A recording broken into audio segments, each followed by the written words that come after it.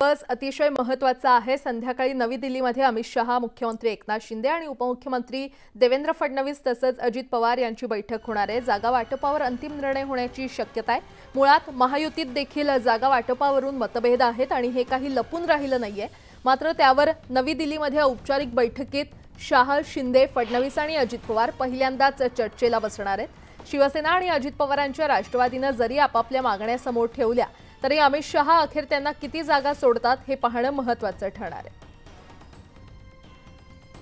आणि या संदर्भात अधिक माहिती देत आहेत आमचे प्रतिनिधी प्रशांत लीला रामदास आपल्यासोबत जोडले गेलेले आहेत। प्रशांत, महायुतीसाठी आजचा दिवस अतिशय महत्त्वाचा असा म्हणूया, कारण महायुतीचा फॉर्म्युला आज ठरण्याची शक्यता आहे। अतिशय महत्त्वाची बैठक, काय अपडेट?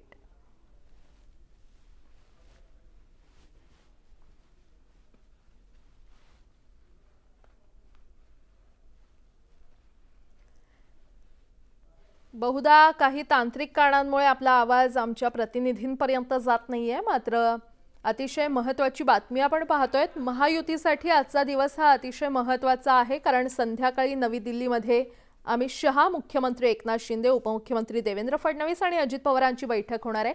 पुन्हा एकदा आमचे प्रतिनिधी प्रशांत लीला रामदास यांच्याकडे जाऊयात। प्रशांत, महायुतीसाठी आजचा दिवस अतिशय महत्त्वाचा, महायुतीचा फॉर्म्युला ठरण्याची शक्यता, अतिशय महत्त्वाची बैठक पार पडणार आहे, काय अपडेट? तिच्या जो फॉर्म्युला असणार लोकसभेचा त्या संदर्भातला अंतिम निर्णय आज दिल्लीत होणार आहे।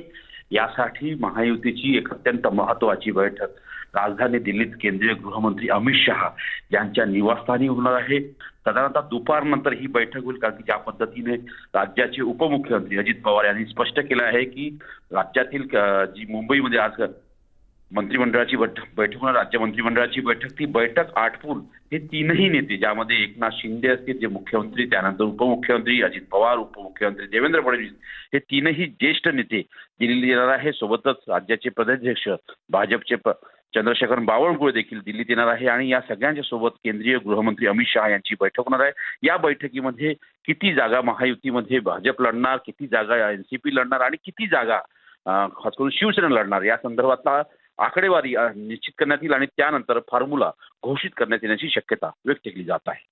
स्टुडिओ प्रशांत, धन्यवाद या सविस्तर माहितीसाठी।